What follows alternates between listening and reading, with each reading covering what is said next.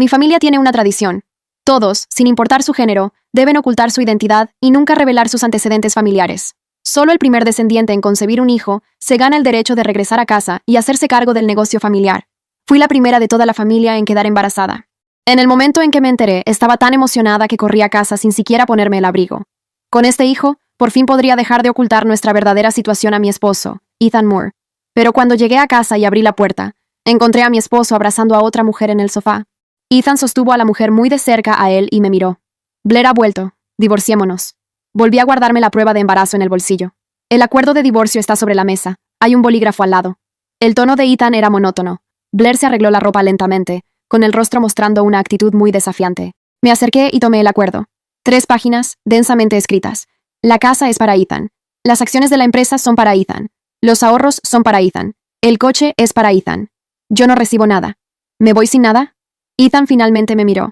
El acuerdo incluye una compensación. $30,000. Eso no es nada. $30,000. Llevaba 3 años casada con este hombre. $10,000 por año. El teléfono en mi bolsillo presionaba contra la prueba de embarazo, haciendo mucha presión sobre mi pierna. Había planeado llegar a casa y decirle, Ethan, vamos a tener un bebé. Ya no tendrás que perder el sueño por el alquiler. No tendrás que rogarle a los clientes y trabajar hasta que tu salud se vea dañada. Pensé que hoy sería nuestro mejor día. ¿Dónde está el bolígrafo? Ethan señaló la mesa de centro. Me agaché para tomar el bolígrafo. Desde este ángulo, podía ver la mano de Blair descansando en la cintura de Ethan. Cuando destapé el bolígrafo, la prueba de embarazo casi se sale de mi bolsillo. Rápidamente la volví a empujar hacia adentro. Firma en la última página. Ponle la fecha de hoy. La voz de Ethan venía desde arriba. Firmé con mi nombre. Vivian Stone. Dejé el bolígrafo y me puse de pie. Bien. El acuerdo debe ser presentado en el juzgado para que entre en vigor. Mañana por la mañana a las 9. Te buscaré. Después de hablar, Ethan tomó su teléfono y lo desbloqueó justo frente a mí. Se desplazó por sus contactos. Cambió mi nombre de mi querida esposa a Vivian Stone. Luego cerró su teléfono y se lo volvió a guardar en el bolsillo. Ethan se dio la vuelta y se dirigió a la cocina. 3 años, y nunca me había cocinado ni una sola vez. Le había preguntado si sabía cocinar. Dijo que no. Dijo que no podía ni freír un huevo sin quemarlo. Regresé al dormitorio y tomé mis documentos importantes y una bolsa de tela que contenía algunas cosas que había traído de casa cuando me casé. Cosas que no tenían nada que ver con Ethan. Cuando salí y pasé por la cocina, Ethan estaba cortando tomates. El cuchillo golpeaba contra la tabla de cortar. No levantó la vista. Me cambié los zapatos en la puerta. Blair me siguió y se apoyó contra el marco de la puerta. Vivian, no sé si debería decir esto. Adelante. Cuando Ethan está conmigo, nunca suspira. En estos 3 años contigo, lo he escuchado suspirar tantas veces por teléfono. Bajó la cabeza, con voz suave. Tal vez ustedes dos realmente no son compatibles. La miré. Ethan suspiraba por las cadenas de financiamiento rotas, los clientes que se echaban atrás, la empresa a punto de colapsar. En cada crisis, yo había sido quien lo apoyaba desde atrás. Después de suspirar, al día siguiente se despertaba y el problema estaba resuelto. Él pensaba que era suerte. Tienes razón. Me agaché para atarme los cordones. No somos compatibles. Tienes razón. Me agaché para atarme los cordones. No somos compatibles. En el momento en que la puerta se cerró, la voz de Blair se escuchó desde adentro. Ethan, cambiemos el código de la cerradura. Quiero poner el de nuestro aniversario. Me mudé a un apartamento estudio cerca de la universidad que se alquilaba por $300 al mes. Al lado había un restaurante. Los zumos del aceite de cocina se filtraban por las grietas de la ventana. Me senté en la cama dura y me quedé mirando la prueba de embarazo durante mucho tiempo. 2 líneas de un rosa brillante, dolorosamente claras. A la mañana siguiente, llamó la madre de Ethan. Vivian, ¿ya terminaste de empacar? Estoy empacando. No te molestes con esa ropa tuya. De todos modos, no es nada especial. Además, esos encurtidos que solías hacer, Blair dijo que son bastante buenos. Quiere la receta. Hice encurtidos durante 3 años. Ethan los comía todos los días. Mi suegra nunca los había elogiado ni una sola vez. No se la voy a dar. ¿Qué clase de actitud es esa? Su suegra cambió inmediatamente de tono. ¿Ya están divorciados y sigues siendo mezquina? La familia de Blair tiene estatus de verdad. Te hace un favor al pedirte tu receta de encurtidos. ¿Qué estatus? Los padres de Blair dirigen una empresa de importación y exportación en Nueva York. No todo el mundo es cajera de supermercado como tú. Su suegra bajó la voz.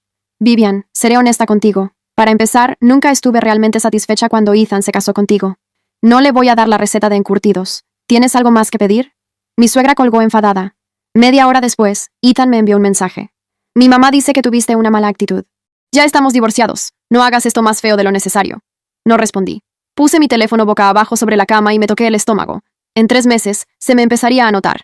Para entonces, regresaría a la familia como la única heredera que había concebido con éxito y me haría cargo de todo. La empresa de Ethan, que tanto le había costado construir, valía 3 millones. Frente a la familia Stone, eso no era ni dinero suelto para el bolsillo. El día que me entregaron los resultados de las pruebas prenatales, me senté aturdida en un banco del pasillo del hospital. El médico dijo que todo era normal, que el bebé estaba sano, y me dijo que cuidara mi nutrición y descansara. El bebé está sano. Repetí esas palabras 3 veces. ¿Vivian? Levanté la vista. Blair estaba parada al final del pasillo sosteniendo una bolsa de fruta. Sonrió y se acercó. ¡Qué casualidad! ¿Tú también estás en este hospital? ¿Qué haces aquí? Visitando a un amigo. Se sentó a mi lado y echó un vistazo casual a mis manos. Puse los resultados de las pruebas boca abajo, pero sus ojos ya habían captado algo. ¿Obstetricia? El tono de Blair cambió. Ya no tenía ese dulce entusiasmo. Me miró fijamente a la cara. Vivian, no estarás. No es asunto tuyo. ¿Embarazada? Me puse de pie. Blair, esto no te incumbe. Por supuesto que me incumbe. Ella también se levantó. Si es el hijo de Ethan, entonces es asunto mío. La gente pasaba de un lado a otro por el pasillo. Bajó la voz y se acercó. Vivian, ¿planeas ocultárselo a todo el mundo y tener el bebé? ¿Y luego qué? ¿Usar al niño para presionar a Ethan? No necesito presionar a nadie. Blair observó mi reacción como si confirmara algo. Sacó un sobre de su bolso y me lo entregó. ¿Qué es esto? Ábrelo. Dentro del sobre había un informe de ecografía con el nombre de Blair en la parte superior, fechado hacía 2 semanas. Decía claramente, embarazo temprano intrauterino, 7 semanas. Yo también estoy embarazada. Blair dejó de sonreír y me miró seriamente. Ethan ya lo sabe, está encantado. Compró un montón de cosas para el embarazo. ¿Así que lo entiendes ahora? Su primer hijo solo puedo dárselo yo.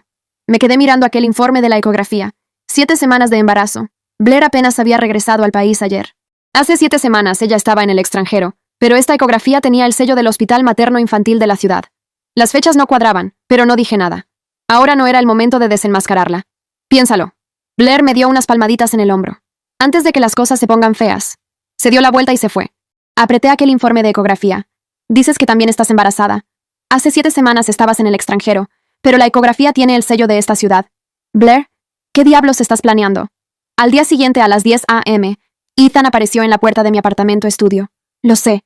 Se quedó afuera, con una expresión complicada, no enojado. Más bien con una especie de impotencia condescendiente. ¿Saber qué? Que estás embarazada, Blair me lo dijo. Después de todo, no había cumplido su promesa. Ethan entró, miró alrededor de la habitación de menos de 100 pies cuadrados y frunció el ceño. Vivian Stone, ¿qué planeas hacer con este hijo? Tenerlo. ¿Y luego qué? Su voz se elevó un poco. Ganas $3,500 al mes. Apenas puedes mantenerte a ti misma. No tienes que preocuparte por mí. Me preocupo por mí mismo. Ethan se sentó en la única silla de plástico, con las manos entrelazadas. Blair también está embarazada. Lo sabes, ¿verdad? Ella ya está más avanzada que tú. 7 semanas. Me mostró la ecografía. Cierto. Ethan asintió. Déjame ser claro. Mi primer hijo debería ser con Blair. El tuyo no es conveniente. Ethan Moore, ¿estás seguro de que quieres que no tenga a este bebé? Ya estamos divorciados. Incluso si tienes este hijo, será una familia monoparental. Eso no es bueno para nadie. Se puso de pie. Detén eso. Pagaré por el proceso médico y los gastos de nutrición. ¿Son suficientes 50,000? La puerta fue empujada desde afuera. Mi suegra entró con una bolsa de plástico y miró a su alrededor. ¿Aquí es donde vives? Mi suegra puso la bolsa de plástico sobre la mesa. Ahí hay $20,000 para el proceso, más los $30,000 de Ethan. Son $50,000 en total. Suficiente para que empieces de nuevo. Te dije que me voy a quedar con el niño. El rostro de mi suegra se ensombreció. Vivian, no seas malagradecida. Ya sabes cómo es la familia de Blair. Ella es la esposa legítima de Ethan. El tuyo no es bienvenido aquí. Este niño es bienvenido por mí. Es el hijo de Ethan Moore. Si mi hijo no lo reconoce, entonces no lo es. La voz de mi suegra se elevó. ¿Crees que quedarte embarazada significa que puedes aferrarte a nuestra familia? Vivian Stone, lo diré por última vez. Ethan no levantó la vista de su teléfono. No tengas a ese niño y nos separaremos en buenos términos. Si no lo haces, iré a la corte. Solicitaré una prueba de paternidad y pelearé por la custodia. Tengo una casa y una empresa. Tú no tienes nada. El juzgado me otorgará al niño. Y entonces dejaré que Blair críe a este niño. Dejar que Blair críe a mi hijo. Esa frase fue como una flecha lastimándome con precisión. Mi suegra me empujó. ¿Escuchaste? No creas que el embarazo te da ventaja. No eres nada frente a nosotros. La pantalla del teléfono de Ethan se iluminó. Apareció un mensaje de Blair. Alcancé a ver una línea de texto. Ethan, ¿ya está resuelto? Compré tu pastel de queso favorito. Ethan respondió. Bloqueó la pantalla y me miró, esperando mi respuesta. Mi suegra estaba a su lado con los brazos cruzados, como una supervisora. Me toqué el estómago. Este niño era el heredero de la familia Stone. El niño que toda mi familia había esperado durante más de una década. Ethan quería pelear por la custodia. No tenía ni idea de a quién estaba desafiando. Saqué mi teléfono y busqué un número al que no había llamado en 3 años. Marqué. Me respondieron al primer tono. Papá, ven a recogerme. Estoy embarazada. Ethan y mi suegra me miraron. La voz de mi padre se escuchó a través del teléfono, muy tranquila, pero cada palabra tenía un peso innegable. Dame 20 minutos. Colgué. Ethan frunció el ceño. ¿A quién llamaste? A mi padre. Mi suegra soltó una carcajada burlona. ¿Tu padre? ¿No dijiste que tu padre era un granjero en el campo? ¿Llamaste a un viejo granjero para que te respalde? Me volví a guardar el teléfono en el bolsillo. Ethan Moore, acabas de decir que quieres pelear por la custodia. Así es. Bien, entonces espera. Los 20 minutos pasaron en un silencio que nadie supo cómo llenar. Mi suegra lo intentó 2 veces. La primera vez dijo algo sobre el alquiler del apartamento y por qué alguien en mi posición debería ser más práctica. La segunda, sobre Blair y la clase de ambiente que ofrecería al niño cuando naciera. Ambas veces la escuché sin responder, con las manos en el regazo y la espalda recta. Ethan no dijo nada. Miraba el teléfono con esa expresión de quien espera que el tiempo pase más rápido. A los 18 minutos, un sonido diferente al tráfico habitual filtró desde la ventana. Mi suegra se asomó primero, con la curiosidad de quien espera ver un camión herrumbrado o un taxi de barrio. Lo que vio le borró la expresión del rostro con la misma eficiencia con que se borra pizarrón. 3 vehículos negros se detuvieron frente al edificio. No eran ostentosos. Eran del tipo que no necesita serlo porque todo en ellos comunicaba que la ostentación sería un esfuerzo innecesario. Ethan por fin levantó los ojos del teléfono. La puerta del vehículo del centro se abrió. El hombre que descendió tenía el cabello completamente blanco y llevaba un traje gris sin corbata. No era alto, pero ocupaba el espacio de una manera que hacía irrelevante la altura. 4 personas descendieron de los otros vehículos y se distribuyeron a su alrededor sin necesitar instrucciones. Mi suegra se volvió hacia mí lentamente. ¿Quién es ese? Mi padre, respondí. Ethan se puso de pie. Escuché los pasos en la escalera. Pasos lentos y deliberados. El ritmo de alguien que nunca tiene prisa porque el tiempo se ajusta a él, y no al revés. 3 golpes en la puerta. La abrí. Mi padre me miró primero a mí. Luego bajó los ojos a mis manos, a mi ropa, al apartamento detrás de mí. Su expresión no cambió, pero algo en sus ojos hizo el inventario completo de la situación en menos de 4 segundos. Vivian. Me tomó la mano. ¿Estás bien? Estoy bien, papá. Entró. Los 2 hombres de su escolta se quedaron en el pasillo. Mi suegra retrocedió un paso sin darse cuenta. Mi padre miró a Ethan de la misma manera en que se examina un contrato antes de decidir si vale la pena firmarlo. Ethan Moore, dijo. No era una pregunta. Ethan no respondió de inmediato. Procesaba. Reordenaba la imagen que tenía de mí contra la imagen del hombre parado frente a él y encontraba que no encajaban en ningún esquema que conociera. Señor, empezó. Stone, completó mi padre. Harlan Stone. El nombre aterrizó en la habitación como algo físico. Mi suegra emitió un sonido pequeño. Sus rodillas debieron haber recordado algo porque se movió hacia la silla más cercana sin apartar los ojos de mi padre.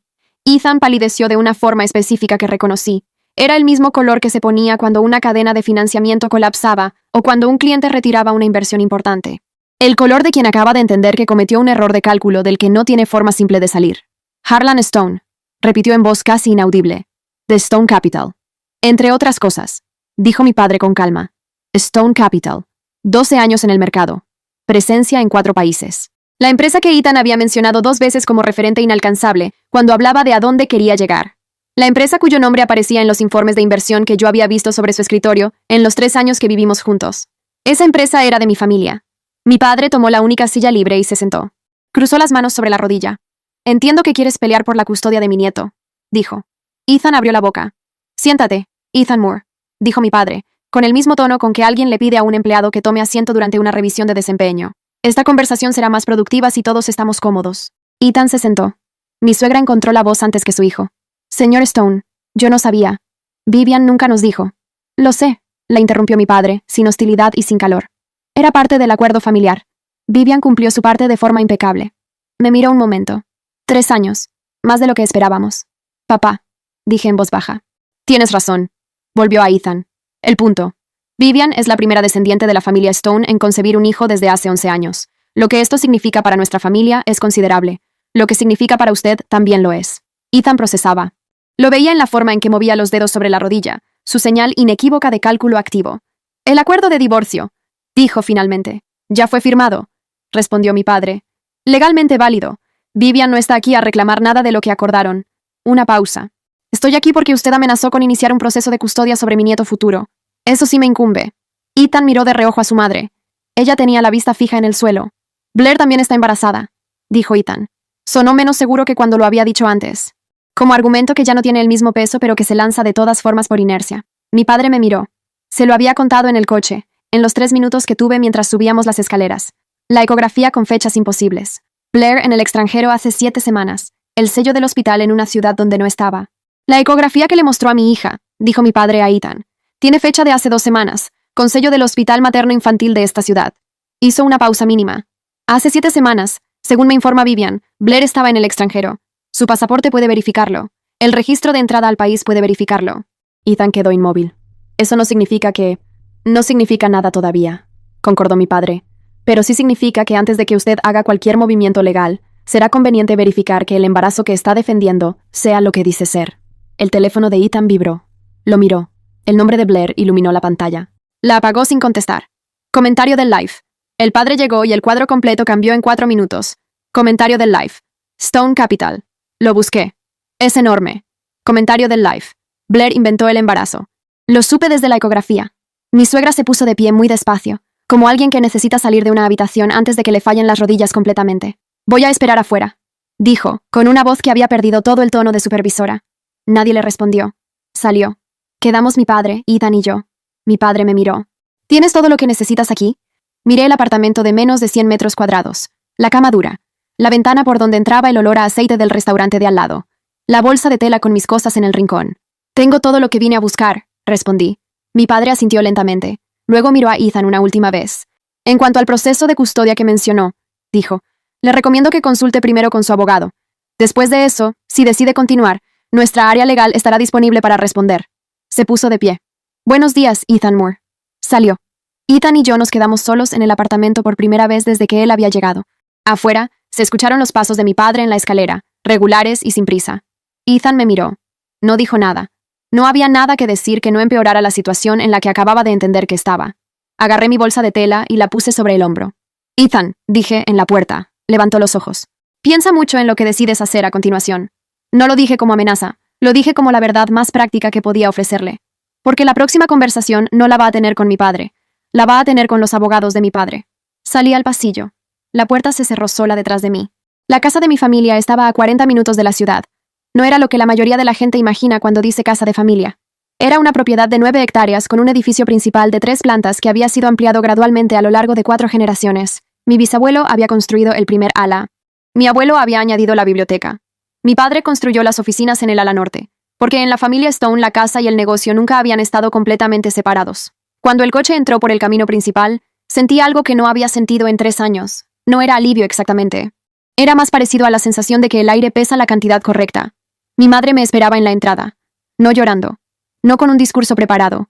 Solo de pie con los brazos abiertos, y cuando me acerqué y la abracé, me apretó la nuca con la palma de la mano como hacía desde que yo tenía 8 años. Ya estás en casa, dijo. Solo eso. Era suficiente. La noticia corrió por la familia en cuestión de horas. No por llamadas dramáticas ni mensajes de grupo. En la familia Stone, la información importante se movía por los canales correctos. Mi padre habló con mi tío Gerald, que habló con mi prima Rebecca, que era la directora legal de Stone Capital. Para la tarde, había 4 personas sentadas alrededor de la mesa de la biblioteca con carpetas y computadoras portátiles. Yo estaba en la cabecera, por primera vez en 3 años, en el lugar que me correspondía. Rebecca abrió la primera carpeta. Vivian, lo primero es verificar la ecografía que te mostró Blair. Deslizó una hoja hacia mí. Ya tenemos el registro de entrada al país. Blair Whitfield llegó al país hace 9 días. La ecografía que te mostró está fechada hace 14 días, con el sello del Hospital Materno-Infantil de la ciudad. Las fechas no cuadran, dije. No cuadran. Hay 2 posibilidades. La ecografía es falsificada, o el embarazo es de otra ciudad y el sello fue alterado. En cualquier caso, no es verificable en el estado actual. Rebecca cerró la carpeta. Hemos solicitado al hospital los registros de atención correspondientes a ese nombre y esa fecha. Si no existe ningún registro, tenemos lo que necesitamos. Mi tío Gerald se aclaró la garganta. En cuanto al proceso de custodia que Moore mencionó, dijo, técnicamente tiene base para solicitarlo, pero solo si primero establece paternidad, lo cual requiere una prueba de ADN que Vivian tiene derecho a aceptar o rechazar hasta cierto punto del proceso. Tenemos tiempo.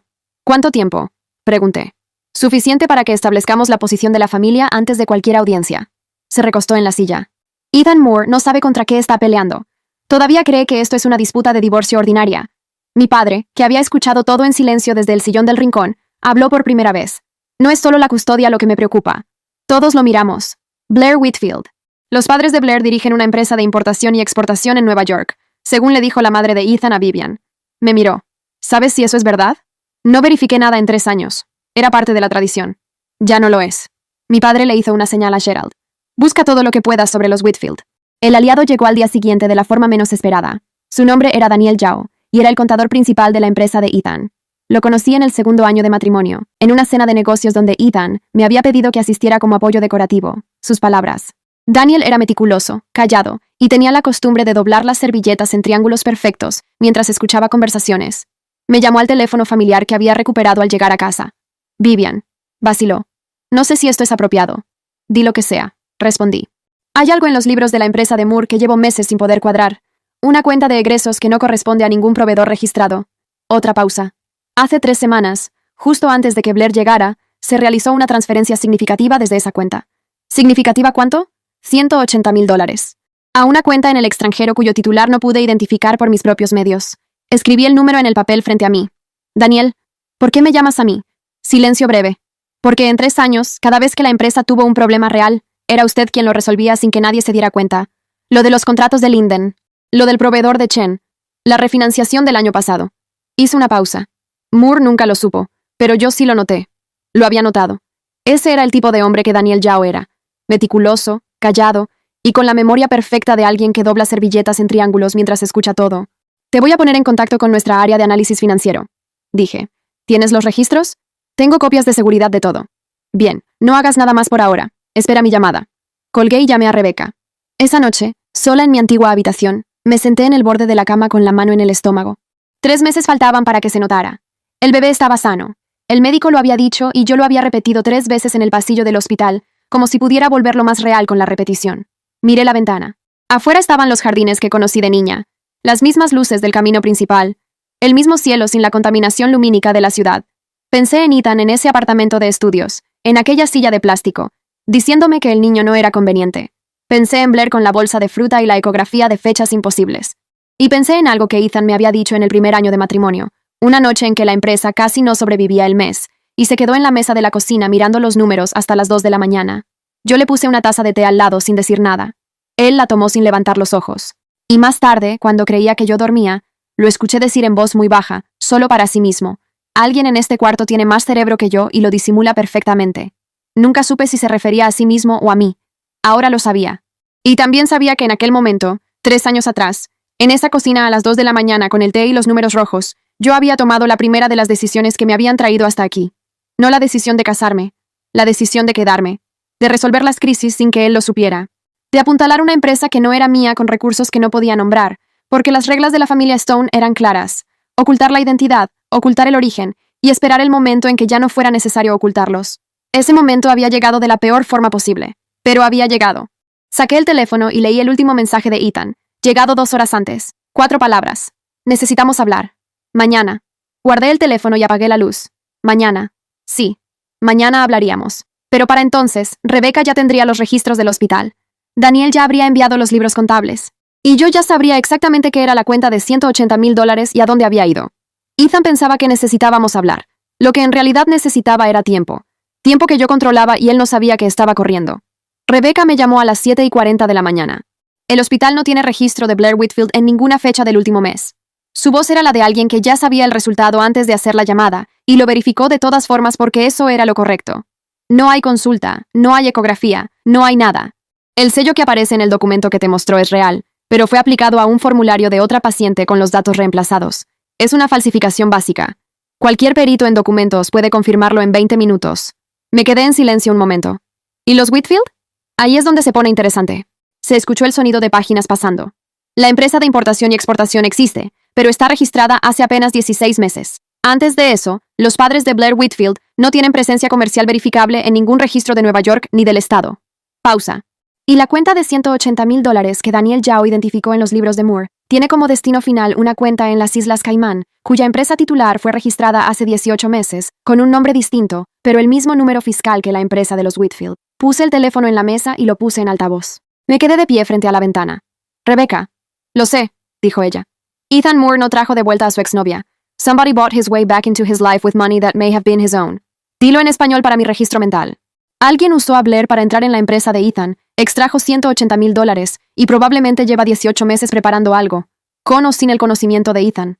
Con o sin. Eso todavía no lo sé. Otra pausa. Pero te diré lo que sí sé. Si Ethan supo y participó, tiene un problema penal. Si no supo, tiene un problema peor. Alguien lo estuvo usando y él nunca lo vio. Colgué. Bajé al comedor donde mi padre ya estaba con su café. Le conté todo en 4 minutos y medio. Él escuchó sin interrumpir. Cuando terminé, tomó un sorbo de café, dejó la taza en el platillo con precisión y dijo, ¿Ethan viene hoy? Dijo que sí. Bien. Ann se puso de pie. Entonces recíbelo tú primero. Ethan llegó a las 11. No le había dado la dirección de la propiedad. La había encontrado de todas formas, lo cual significaba que la había buscado.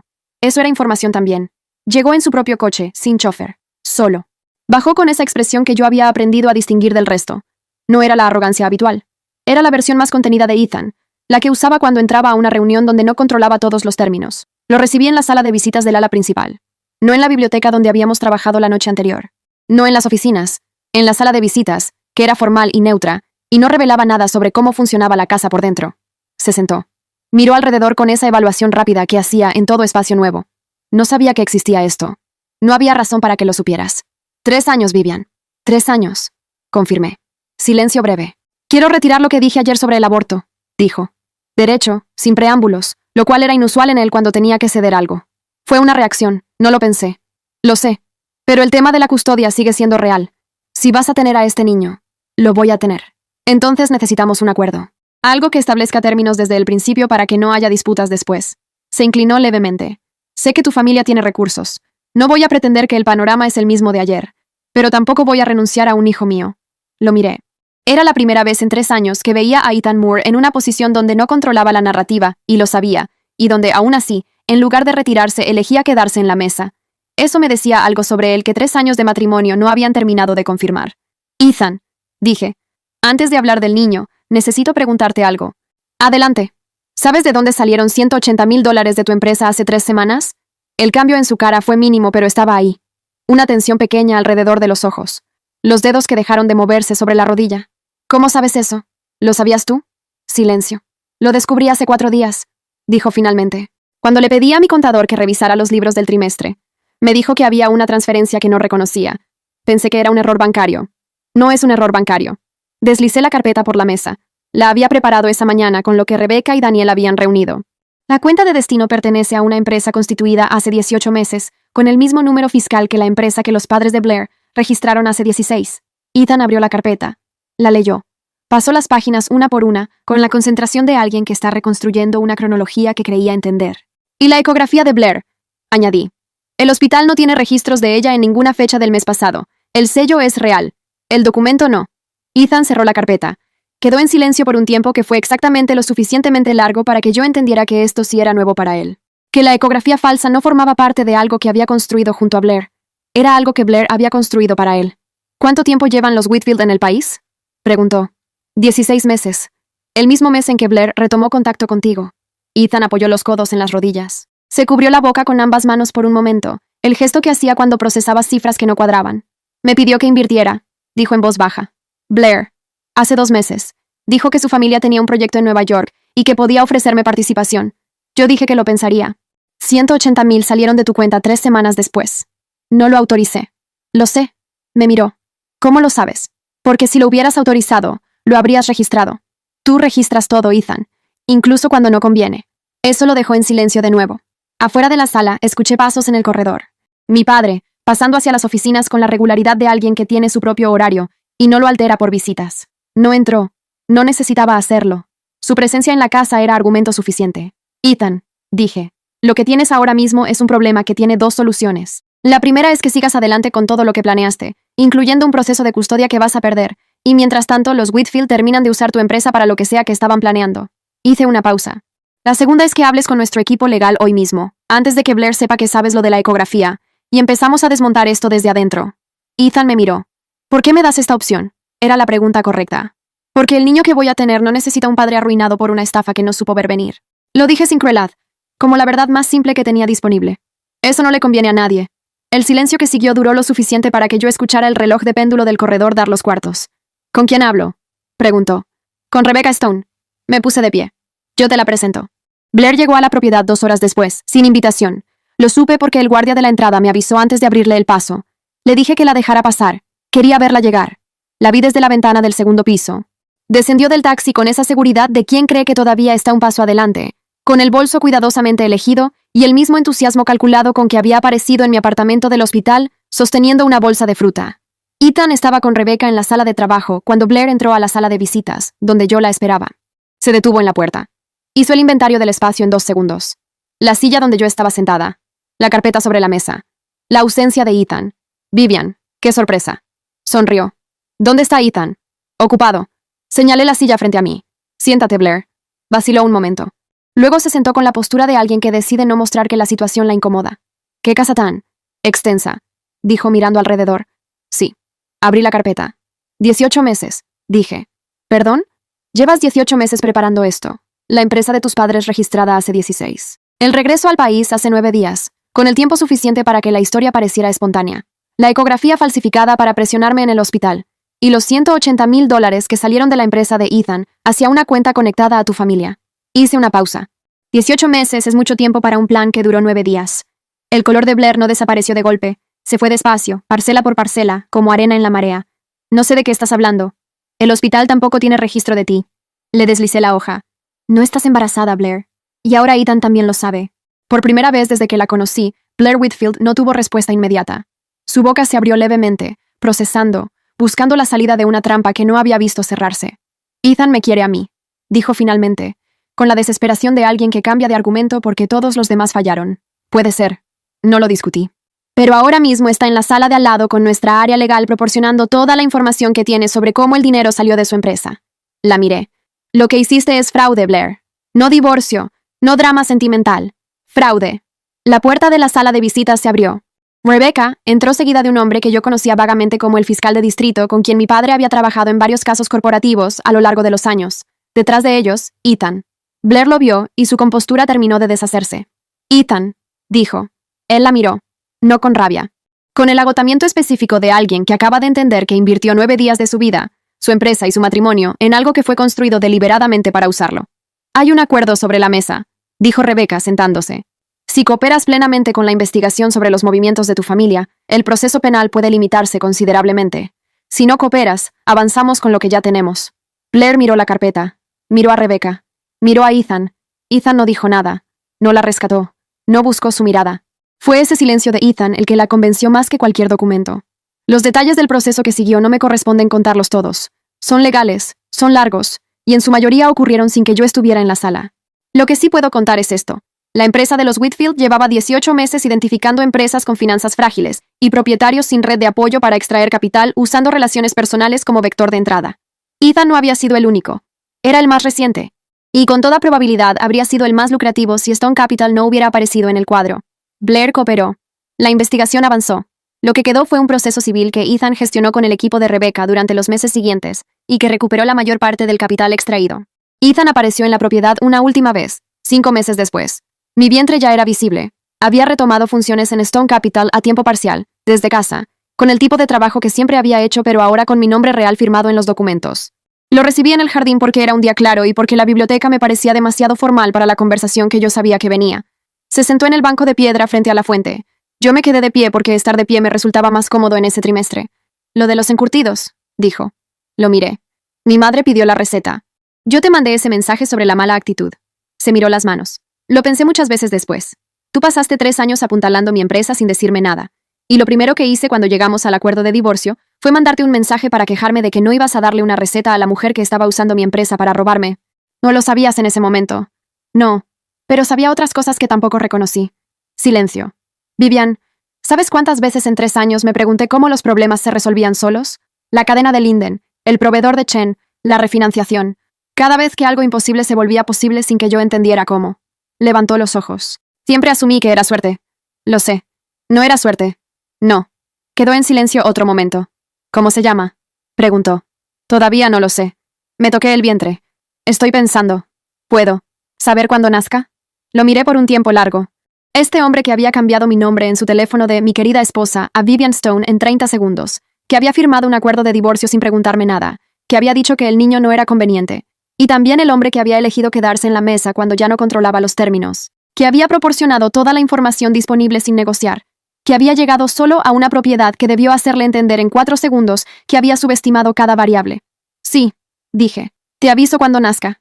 Se puso de pie. Asintió una vez. Se fue por el camino principal sin mirar atrás. Hay cosas que nadie te dice sobre ocultarte.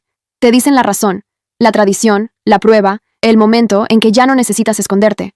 No te dicen lo que cuesta. Los 3 años de suspirar callada cuando algo salía bien. De ver problemas resolverse sin firma. De ser confundida con decoración cuando eras la arquitecta. Lo que aprendí es que el valor de algo no lo decide quien lo ignora. Lo decide quien lo construyó. Y una persona que construye en silencio no se vuelve menos real porque nadie esté mirando. La familia Stone tiene una tradición. El primer descendiente en concebir regresa y asume. Yo regresé. Y traje conmigo algo que ninguna tradición había anticipado. La certeza de que lo que hice en esos 3 años, invisible y sin crédito, fue suficientemente real para que cuando llegara el momento de nombrarlo, no necesitara que nadie me lo confirmara. Eso era suficiente. Siempre había sido suficiente.